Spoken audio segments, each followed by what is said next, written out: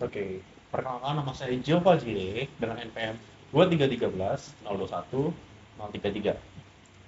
Dengan saya Wingky Prakasa dengan PM 2313021070.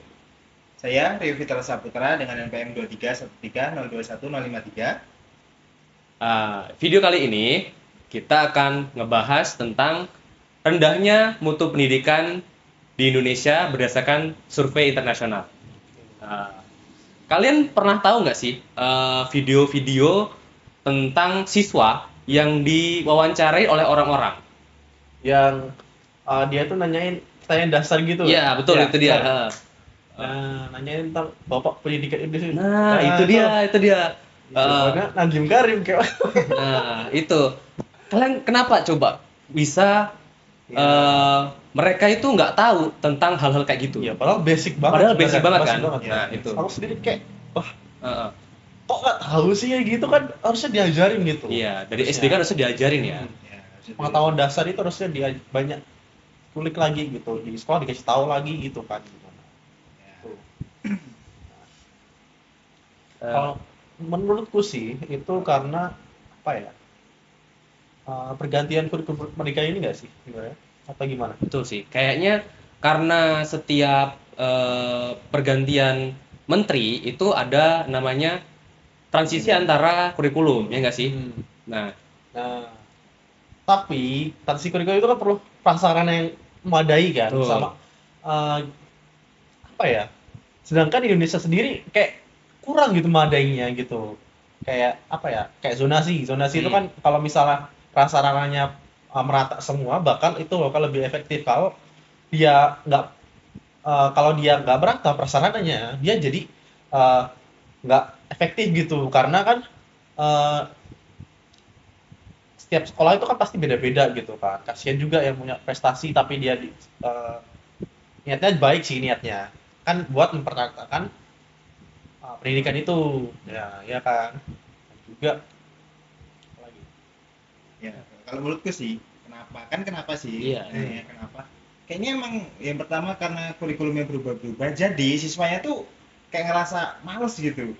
ya. Kenapa kita pertama belajar misal ya, kayak kemarin aku SMA kan pertamanya itu kita pakai kurikulum 13. Ya. Model K13 itu tiba-tiba pas aku kelas 3, adik kelasku ini pakai kurikulum Merdeka. Iya. Mereka kan pasti kayak mana ya, udah capek-capek belajar pakai K13, diubah lagi ke kurikulum Merdeka ini. Pasti jadinya males lah mereka. Iya, apalagi kurikulum merdeka itu ada beberapa aspek yang dihilangin, kayak misalnya peringkat, Ya. terus itu lulusan SMA itu, Ujian juga. ujian juga. Iya, betul. Habis itu apalagi itu, apa namanya, wajib naik kelas. Nah, itu jadinya makanya siswa itu nggak semangat gitu buat belajar kan. Jadi kayak nggak ada kompetitifnya sama sekali gitu. Jadi mereka, alah ini doang gitu kan, kayak apa namanya? Ya kamu kayak pasti lulus aja gitu. Oh, udah positif lulus ya Kayak, itu ya. Kan itu Bener-bener. Kalau menurut aku sih ya, mungkin karena penyebaran pendidikan di Indonesia itu kurang merata ya, kayak di pelosok-pelosok masih ada yang Iya. belum kebagian apa fasilitas, terus istilahnya kualitas gurunya juga kurang memadai. Itu kayaknya lebih Dan pengaruh korbannya sih. guru honorer juga Nah, kan. betul, guru honorer itu. Nah, itu. Terus gimana tentang hasil dari survei internasional? Ya, kalau dari hasil PISA yang terakhir sendiri kemarin kan, ya itu kita kan peringkat dari apa ya, dari nomor 70 peringkat 70 salah, peringkat 70 dari 80. Nah itu di sini kan kita punya apa ya, datanya juga. Iya. Mana ya, nanti ditampilin ya. Nanti ada di sana. Kita lihat di sini nih. Di sini ada skor PISA dari tiap tahun yang kelihatannya tuh menurun gitu. Jadi kita tahu seberapa rendahnya kualitas membaca di Indonesia, Iya, kualitas betul, matematika betul. dan lain-lainnya itu. Nah, mungkin ya para siswa itu bisa baca sih bisa. Tapi mereka tuh nggak tahu literasinya baik itu gimana. Paling baca doang. Jadi tapi literasinya kurang gitu. Kayak misalnya kalian tahu netizen di Indonesia kan, di TikTok pasti minim banget literasinya gitu. Minim banget, kayak awal-awalan kalau nggak baca dengan teliti pasti bau-baunya bakal susah juga gitu. Makanya eh, UTBK itu kan pasti lebih ke literasinya kan. Kalian juga tes tes UTBK itu. Makanya itu. Dan juga kan pernah nggak lihat video dari guru gembul nggak? Karena yang Apa itu? dia tuh uh, presentasiin tapi cuman kayak baca doang gitu kan. Iya, nggak tahu iya, isinya. tahu. Iya, tahu kan. Nah, di situ kan jadi kayak apa ya? Siswa itu ya cuman uh, dituntut buat baca doang gitu. Benar sih. Sanksinya kayak kurang gitu. Terus lagi apa sih faktor-faktor yang paling paling karena mempengaruhi rendahnya pendidikan di Indonesia? Itu apa aja menurut kalian? Nah, Bukan. Kalau aku faktor-faktor ya rendahnya itu yang pertama tadi uh, dari siswanya sendiri dia itu udah males-malesan kan. Betul. Nah, Gen Z. kurangnya, Gen Z. Gen Z. Sama karena ya kurang kompetensi tadi gitu kan. Yang kedua itu tenaga pendidiknya, karena tenaga pendidiknya karena kadang aku sering lihat itu tenaga pendidik cuma ngasih materi doang gitu kan. Betul. Ngasih materi juga. Habis itu yang ketiga mungkin ya fasilitasnya kurang dari pembelajaran itu. Jadi suatu jadi kurang materi pembelajaran atau gimana gitu kan. Jadi mereka kurang efektif dalam belajarnya. ya. Kalau menurutku ya, sebenarnya ada faktor yang kalau menurutku paling utama nih dari orang tua. Orang tua kalian tahu nggak sih sekarang tuh banyak misal anak-anak itu dibiarin kemana-mana, orang tua tuh kayak nggak peduli gitu. Misal anaknya nakal di sekolah, terus misal orang tua yang dipanggil malah orang tuanya yang marah ke guru gitu kan. betul. Guru yang salahin. Gurunya yang salah. Padahal itu tuh salah orang tua di mana-mana. Iya. Ya itulah, itu juga tuh ngaruh ke cara belajar anak. Iya, jadi anak lebih manja lagi lah, gitu. Iya. Pasti dibela sama orang tuanya gitu. Ya. Harusnya sebagai orang tua yang baik, dia kan harusnya lebih objektif lagi, jangan lebih subjektif kepada anaknya, tapi Ya. lebih melihat lagi gimana sih baiknya gitu. Jangan terlalu membela anaknya gitu. Itu sih. Terus nih aku ada pertanyaan lagi nih.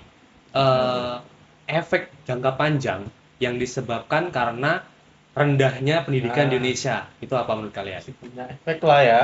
Efeknya jangka panjang itu Nah, pasti ada. Iya.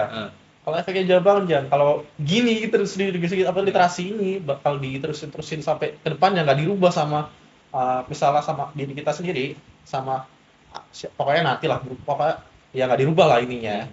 Itu nanti ke depannya ya goblok semua ya nggak sih? Itu tadi.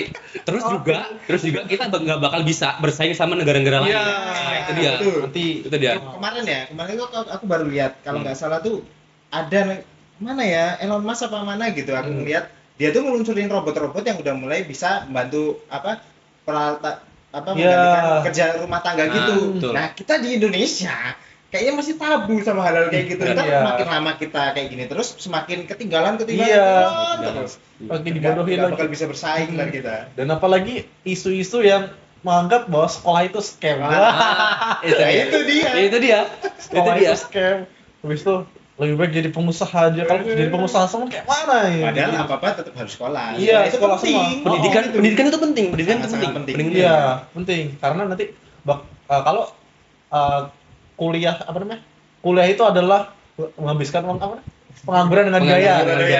Menunda pengangguran. Nah, itu. Nah, gitu. Nah, padahal kan kuliah itu sebenarnya kan buat belajar sendiri, walaupun nanti gimana ya, kita tuh dalam perusahaan gitu kan. Tapi kan intinya kalau kita ngeliat dalam kaca berapa tahun ke depan, berarti kalau nggak ada yang kuliah, nanti berarti yang ngisi orang-orang luar juga dong berarti. Jadi makanya kuliah itu buat ngisi project kita sebagai itu tuh biar ngisi-ngisi profesi-profesi yang ada di dalam itu gitu. Jadi biar nggak dikuasai sama orang luar negeri gitu. Jadi untuk kita menjadi penerus lah istilahnya. Iya. Penerusnya di masa depan. Oke. Bayangkan gimana nanti isinya dalam perusahaan itu isinya Cina semua.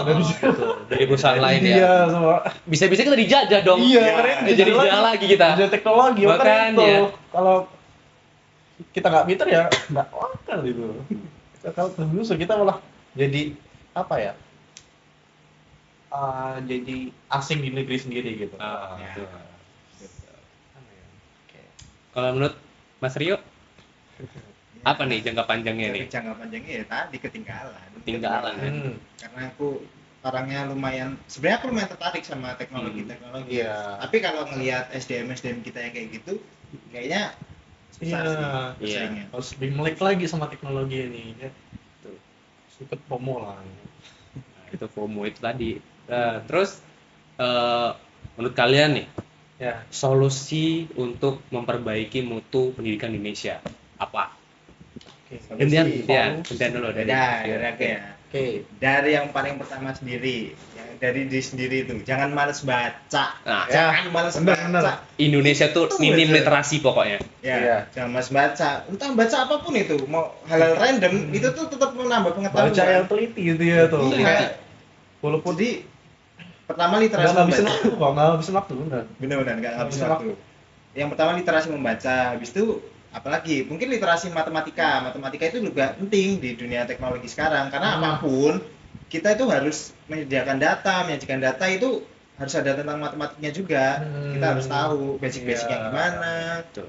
Itulah. Ilmu.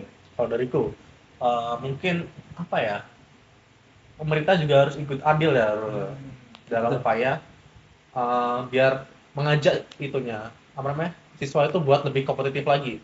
Dan lagi ini kan karena siswa-siswa itu kan kurang kompetitif menurutku kan, jadi mereka tuh malas-malesan. Menurutku harus lebih bikin kompetitif lagi gitu, karena biar siswa itu kayak terpacu gitu, ayo belajar gitu kan. Kalau nggak belajar nggak bakal jadi pintar nih. Mereka kan sebelumnya itu nggak ada kompetitifnya, mereka jadi kayak malas-malesan gitu, alah pasti lulus, alah pasti ini kan, kayak mereka tenang gitu gitu, kayak nggak apa namanya nggak takut sama masa depan yang bakal lebih susah lagi gitu.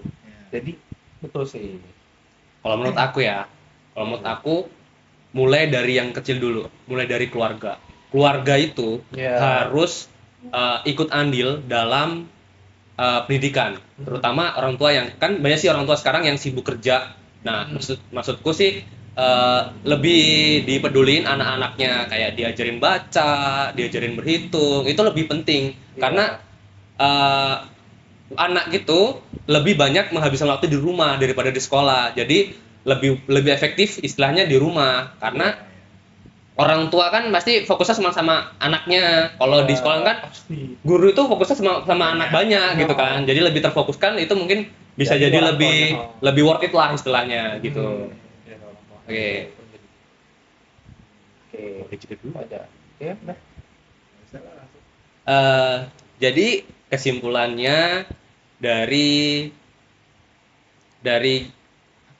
pembahasan kita pada hari ini adalah sebenarnya kurikulum Merdeka itu bagus, tapi kesiapan dalam bagaimana menanggapinya itu tergantung kitanya sendiri. Bagaimana keberhasilan suatu sistem itu tergantung kita sendiri gitu. Ada tambahan?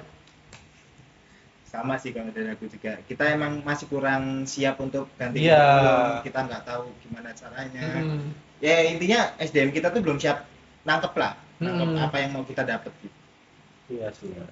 kalau dari aku mungkin pendidikan itu penting.